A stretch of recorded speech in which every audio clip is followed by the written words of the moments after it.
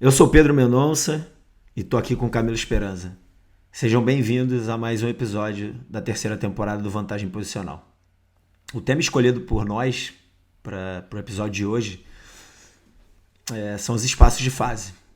Um tema pouco falado no Brasil, principalmente, embora já tenha tido aí uma publicação ou outra, né, sobre o tema, mas ainda assim um tema pouco falado. Confesso a vocês que para mim, quando tive contato com esse conceito, entre aspas, com essa maneira de perceber o jogo, isso teve uma mudança, diria que drástica, na minha forma também de enxergar e perceber situações que aconteciam ali durante o jogo. É, Antes, de repente, com uma visão um pouco mais estática, e aí a gente pode até falar da questão dos espaços estáticos, né, Camilo? Da questão de, né, daqueles campogramas divididos, enumerados, na divisão de zonas também. Então, os espaços de fase, para mim, o conceito chegou de uma maneira muito importante. Mudou realmente paradigmas muito pertinentes na minha maneira de ver e enxergar o jogo. Foi um conceito transferido para o futebol pelo professor Paco Seirulo, né? Porque, se eu não me engano, é um conceito da física, né, Camilo? Ou estou Termodinâmica, enganado? da termodinâmica. Da termodinâmica, e foi transferido e adaptado pelo professor Francisco Seirulo para o ambiente dos esportes coletivos. Confesso também a você que ter contato com isso e ter passado a entender o jogo desde essa perspectiva me ajudou bastante na comunicação com os jogadores e jogadoras também, né?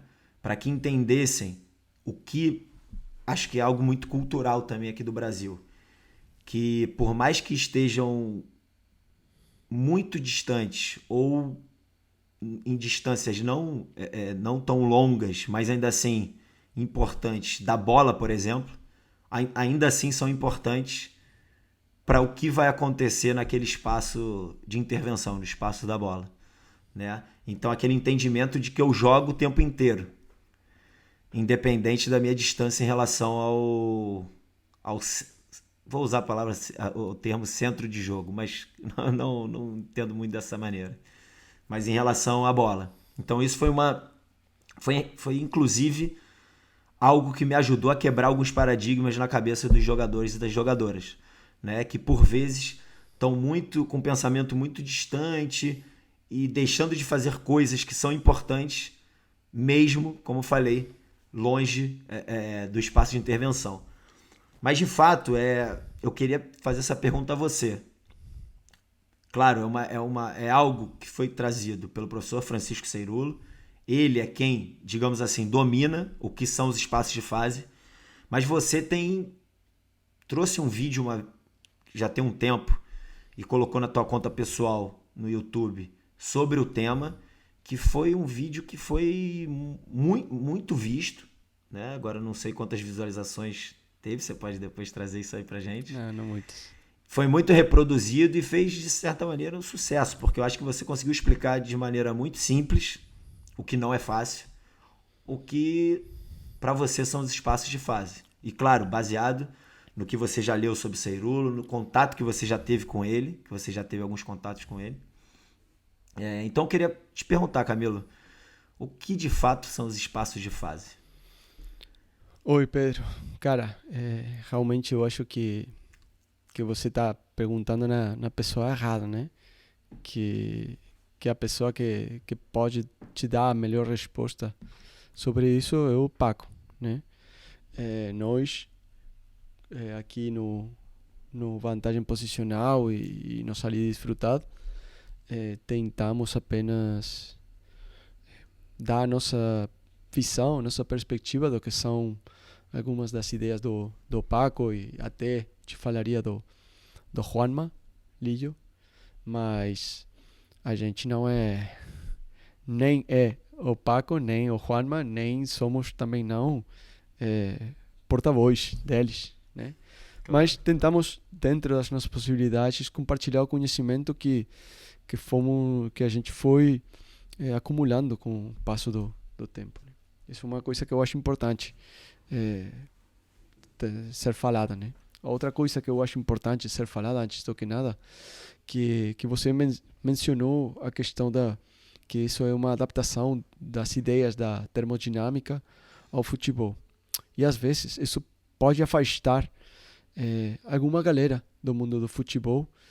Essa galera que acha que no futebol foi tudo inventado, que o futebol é bem simples, que palavrão, né? Palavra difícil não tem lugar no futebol.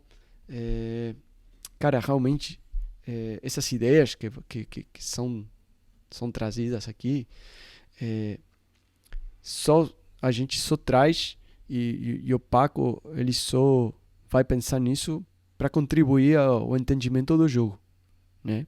Ao entendimento do jogo, não por parte do treinador só, né? Mas fundamentalmente por parte do jogador, que é realmente quem joga, né? Então, por que a mudança de palavras, muitas vezes? Porque cada mudança conceitual tem que começar com uma quebra, né? Com uma mudança radical na linguagem, né? Porque para transmitir ideias novas, para transmitir conceitos novos, temos que começar por uma mudança na linguagem, né? E isso é uma questão importante a ser falada, né? Não é para nós parecer aqui que estamos inventando nada, não é para parecer que estamos inventando futebol, que o futebol foi inventado em Barcelona pelo Ceirulo, não é isso. Só que conceitos novos, com significados novos, tem que ter uma linguagem diferente para marcar uma quebra bem radical, né, com o anterior. Mas, falado isso, cara, tudo que foi feito anteriormente não é ruim. Não é para jogar no lixo, né? Nem tudo o novo é legal. Nem tudo o novo é a panaceia, né? A solução para todos os problemas do futebol. Não é isso, tá? Eu acho que essa ideia dos espaços de face é complementária com as ideias dos espaços estáticos mais tradicionais, né? Tem quem divide o campo em 4 carris e 3 zonas, tem quem divide em 4 carris e 5 zonas, tem que dividir o campo em, não sei, 27 quadrantes diferentes, e aí cada treinador, cara, ele sabe o que é o melhor para ele, para se ordenar na cabeça, e ele sabe o que é melhor para ele facilitar a transmissão das suas ideias aos jogadores, que, como eu já falei, é o objetivo de tudo isso, né?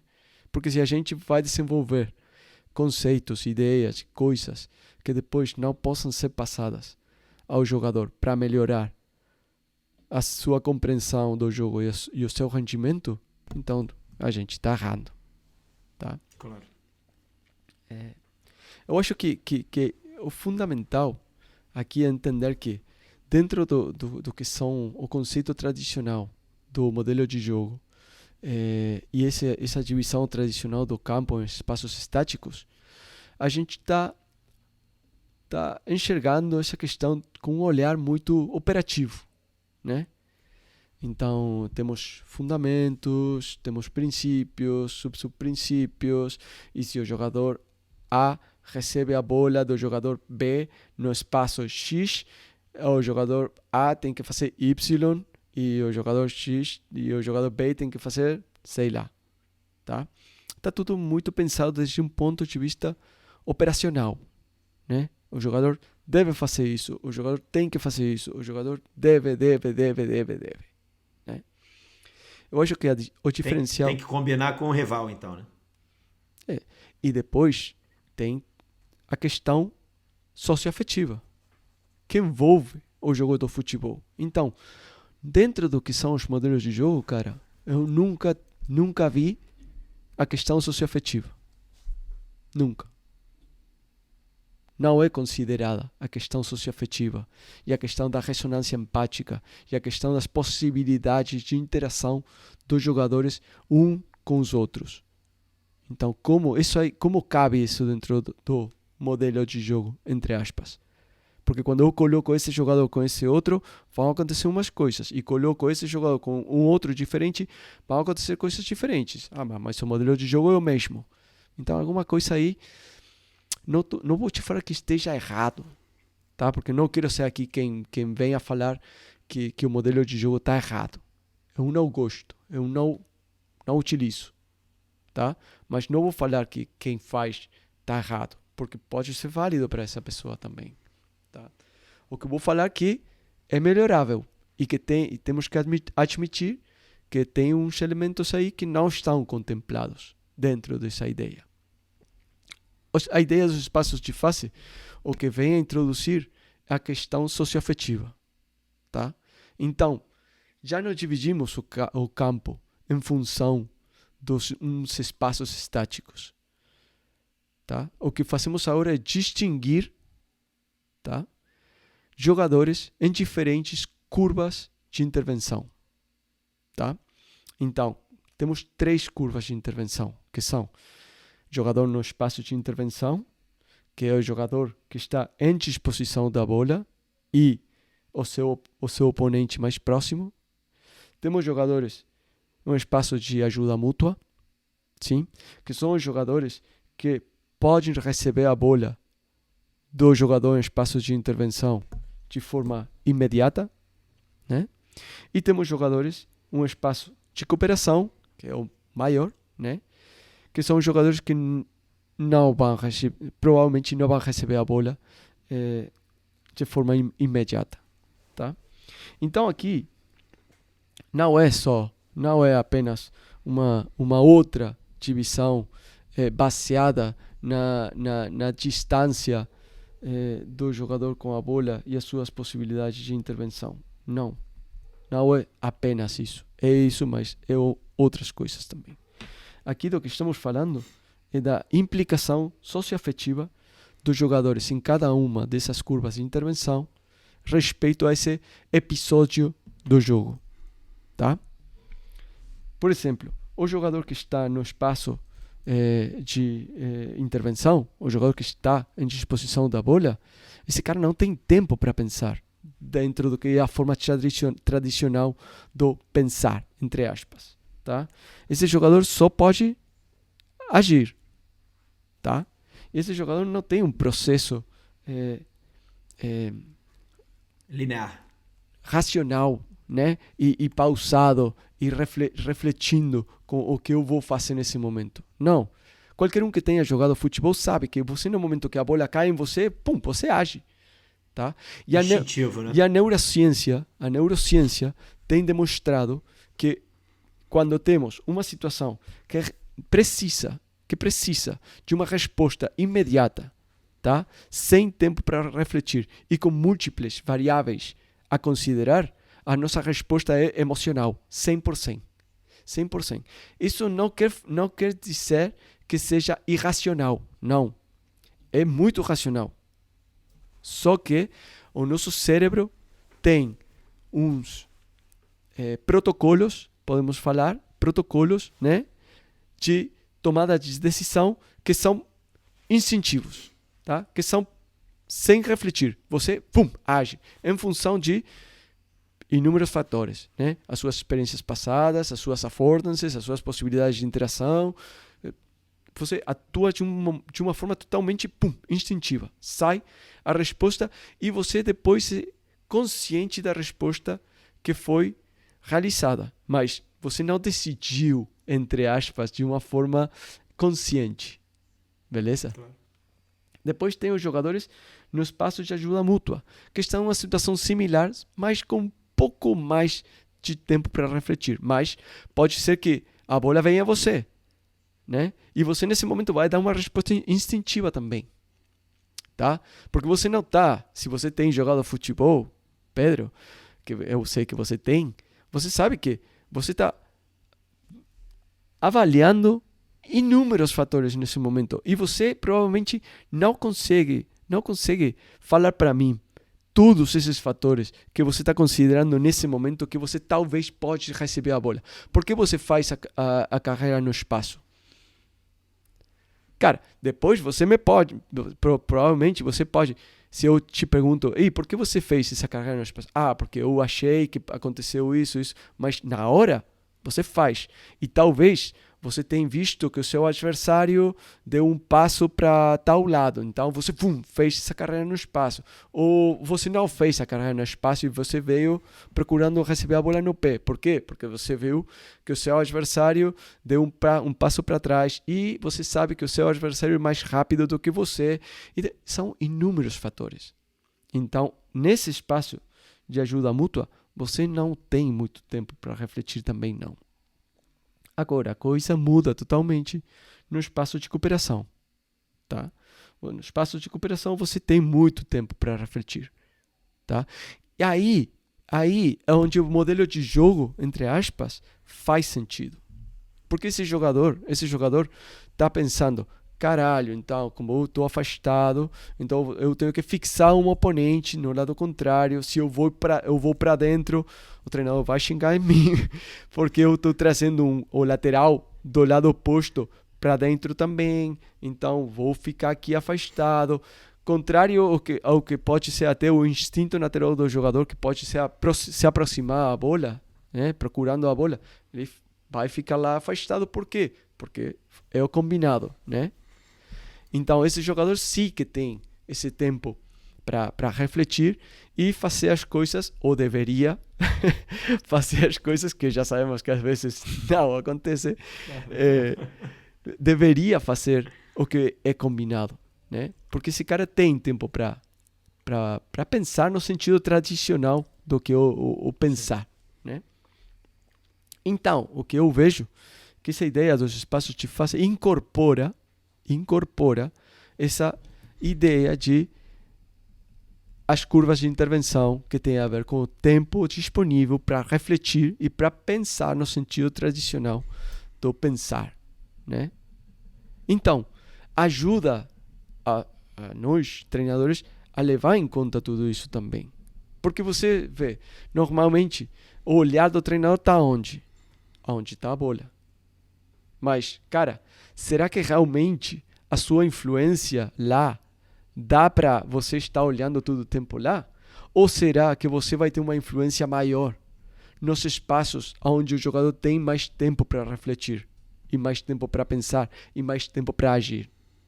Então, eu acho que é válido para nós como treinadores fazer essa reflexão também, né? Eu acho que a questão dos espaços de fase ajuda a colocar esse elemento, né, que tem a ver com as emoções, tem a ver com a socioafetividade, tem a ver com a tomada de decisão, tem a ver com neurociência.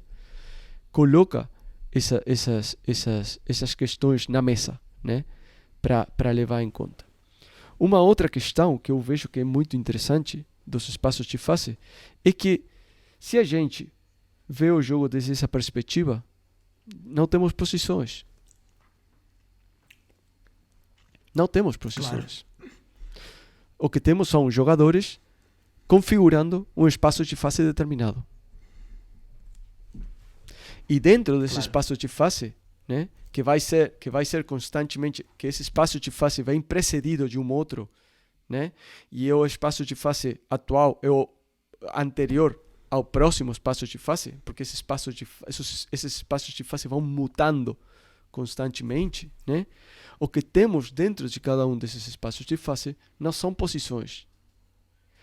O que cada jogador precisa fazer não vem determinado só pelo espaço do campo, né? Não vem determinado só pelo modelo de jogo, não vem determinado também pela configuração desse espaço de fase concreto, que vem condicionado pelo espaço de fase anterior e pensando no próximo espaço de fase que nós queremos configurar.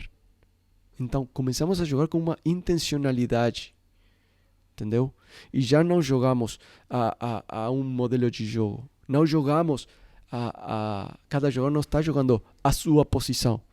Está jogando a resolver o espaço de fase atual e a construir o espaço de fase futuro, em função dos nossos interesses, em função da dinâmica de vantagens que vão se abrindo e vão fechando a cada momento, né? Eu acho que isso é muito importante. Eu acho que é uma ideia muito importante. Então, nós podemos até dar nomes aos diferentes espaços de fase. Então esse espaço de fase é um espaço de fase de continuidade, é um espaço de fase de acumulação, para reconhecer os diferentes tipos de espaço de fase. É um espaço de fase de desequilíbrio, ou um espaço de fase de iniciação, ou de finalização. Sim. Em função das diferentes situações que podem se apresentar, claro, nós podemos dar um nome aos diferentes tipos de espaços de fase que vão gerando... vão permitindo aos jogadores identificar o que vai acontecendo, o que precisa ser feito para construir o próximo espaço de fase. Entendeu? Então estamos conectados ao jogo o tempo todo. E se nós eliminamos a ideia das posições, Pedro, já não vamos ter esse debate de mas o cara é defensa, então ele não tem que defender. Não. Nós, em cada espaço de fase, temos umas responsabilidades. Tá? E essas responsabilidades vão mudando em função do espaço de fase e das questões que vão acontecendo nesse espaço de fase. Então, temos espaço de fase na hora do momento com bola, temos um espaço de fase na hora do momento sem bola, no momento de recuperação. Cada um de nós tem umas funções, uns papéis, né, que são dinâmicos e que vão mudando em função dos espaços de fase que vão se gerando. Então, eu acho, Pedro, que é um assunto que dá para falar muito, que é um assunto que dá para conversar muito. Eu acho que é legal ter esse primeiro episódio mais introdutório, né? Eu provavelmente vou colocar esse vídeo que você falou, que está na minha conta pessoal, na conta do Salir e Disfrutar, que é o nosso podcast em espanhol, porque está em espanhol, não por uma outra questão, né? Provavelmente vou colocar lá, mas eu acho que dá para continuar tendo episódios falando de tudo isso e desenvolvendo essa questão dos espaços de fase, que eu acho que ainda é muito desconhecida. Eu obviamente não tenho todas as respostas, né? Tudo isso que eu estou falando é apenas a minha interpretação, né, do que são os espaços de fase, que é uma ideia originalmente do Paco Cirulo, que, como você bem falou. E eu acho que para esse primeiro episódio já fica uma sensação de que com contato inicial, por exemplo, para quem tá ouvindo essa expressão espaço de fase pela primeira vez, que já é algo que começa a colocar aí algumas sementinhas na cabeça e já começa a dar a entender que a coisa pode ser vista desde uma perspectiva mais ampla, né, Camilo? E como você falou, realmente dá para muito mais, mas eu acho que para um primeiro episódio aí de um pouco mais de 23 minutos, eu acho que a gente pode ter alcançado o nosso objetivo, que é realmente colocar essa pulguinha atrás da orelha e, cara, peraí, tem mais coisa aí, eu posso tentar enxergar a coisa desde um viés maior. Pedro, eu tenho total certeza que quando o Paco é um cara muito generoso, ele não desenvolve as coisas, as ideias e compartilha para que sejam desse jeito que ele pensou sempre, porque o que ele fez e o que ele faz é trazer ideias de outras pessoas e fazer a sua interpretação e a sua aplicação ao jogo do futebol. Então, tomara, Pedro, que a galera possa pegar essas ideias do Paco e desenvolver do seu jeito também. Tá? Então, aqui não é uma questão de ser rígido e as coisas são assim. Não, cara, se a gente consegue passar uma ideia que alguém possa achar útil e adaptar a sua forma de pensar, a seu jogado, ao seu time, beleza, cara. Eu acho que o conhecimento é totalmente livre e é precisamente essa a ideia do do vantagem posicional, e eu tenho certeza que foi a ideia do Paco quando ele compartilhou tudo isso com a gente, né? Sem dúvida. Então ficamos aqui com o primeiro episódio falando sobre os espaços de fase e nos vemos na próxima. Um abraço a todos. Tchau, tchau.